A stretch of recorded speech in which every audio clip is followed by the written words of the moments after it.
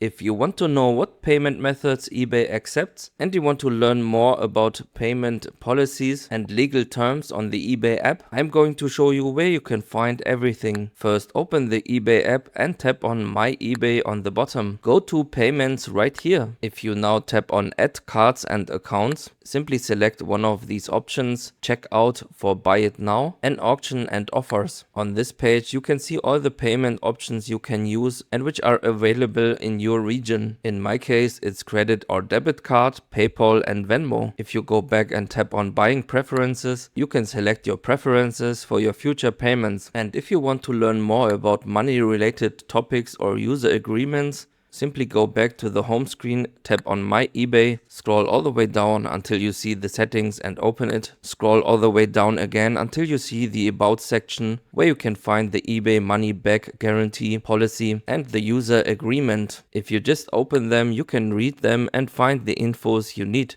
In the user agreement, you can just find the topic you are interested in, for example, payment services right here, and tap on it to be directed to this part for reading. And that's it. Thanks for watching.